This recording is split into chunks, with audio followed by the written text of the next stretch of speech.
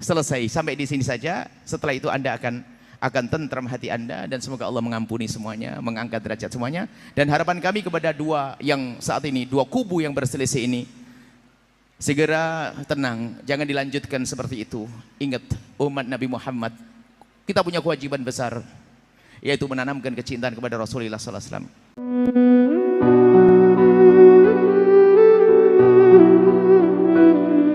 Pertama menolak Habib, nanti lama-lama menolak Islam.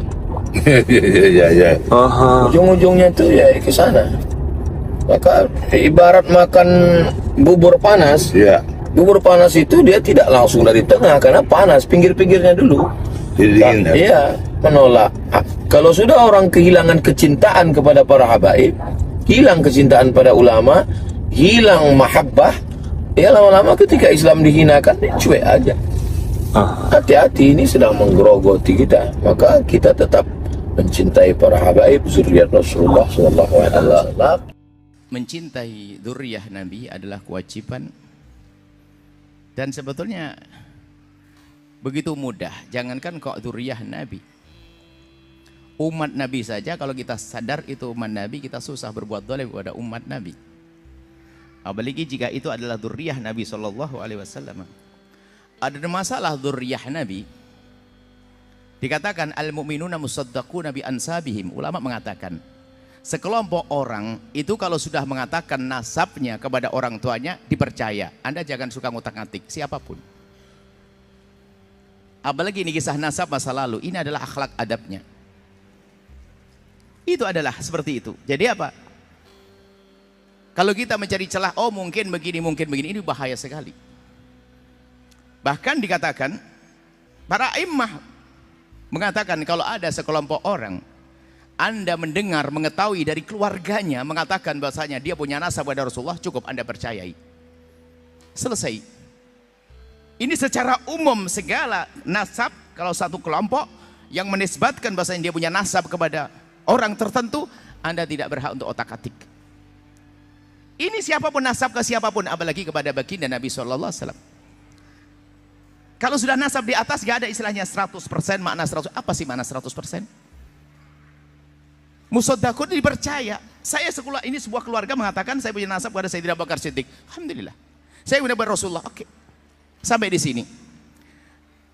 Adapun terjadinya perdebatan, wallah alam saya tidak ingin masuk ke dalamnya. Sebab karena namanya berdebatan itu biasanya yang tulus-tulus, yang nggak tulus, wallah alam saya tidak ikut ke sana. Yang jelas kami ini rambu-rambu, ini dimanapun, kalau Anda pergi ke negeri manapun, jika ada sekelompok atau keluarga yang sudah masyhur di tempat tersebut, lalu mengatakan saya punya nasab kepada sana, musaddaquna bi ansabi, cukup sampai di situ. Ini ilmunya. Adapun masalah urusan-urusan menentukan, menetapkan nasab dengan selain daripada ini namanya istifadhah. Di kampung itu sudah didengar ini nasabnya ke sana, selesai. Ada masalah yang lain-lainnya, Anda tidak suka masalah khilafah, masalah DNA dan sebagainya. Itu bisa saja digunakan, tapi dalam keadaan tertentu. Ada pada zaman dulu namanya khilafah. Mungkin zaman sekarang ada DNA misalnya. DNA itu memang ilmiah, tepat, benar. Tentunya dengan catatan yang menjalankan orangnya jujur, tidak akan dirubah. Ada itu. Tapi itu kapan diberlakukan? Para ulama memberlakukan hal-hal seperti itu. Khilafah itu misalnya di antara persengketaan. Contoh, ada dua orang melahirkan, ibu-ibu ditaruh di tempat bayi, rupanya susternya lupa, ketuker sama-sama putih. Aduh kacau nih, anak yang mana ini? Ketuker. Akhirnya semuanya pengen anakku yang mana, untuk ngetes pakai DNA supaya ketahuan mana anaknya. Atau orang direbutkan nasabnya, ini direbut nasabnya ini di sini, kira-kira menetapkan nasabnya siapa? Bukan ngotak-atik nasab yang sudah ada, bukan. DNA adalah masalah ilmiah, jangan diingkari, itu masalah ilmiah. Cuman untuk apa? Cukup, selesai. Sampai di sini, wahai hamba Allah. Ingat, dzurriyyah Nabi SAW agung. Dzurriyyah Nabi Muhammad adalah mulia. Kalau permasalahannya Anda marah dengan sebagian dzurriyyah Nabi misalnya, tidak boleh Anda jadikan marah kepada semua dzurriyyah Nabi. Marah satu orang mungkin bikin kesal Anda. Namanya manusia, dia bukan maksum. Anggap saja kalau ada anak-anak Anda yang bandel, masa Anda sembelih, kan enggak? Ya terus dikasih sayang yang sederhana. Mohon maaf kepada semua yang berselisih. paham dari dua pihak kelompok. Ini kebetulan pertanyaan ini baru sekarang. Saya tidak pernah membongkar masalah ini kecuali ditanyakan begini. Karena bagi saya itu enteng, tidak ada permasalahan. Kenapa? Apa yang direbutkan? Apa yang dipermasalahkan?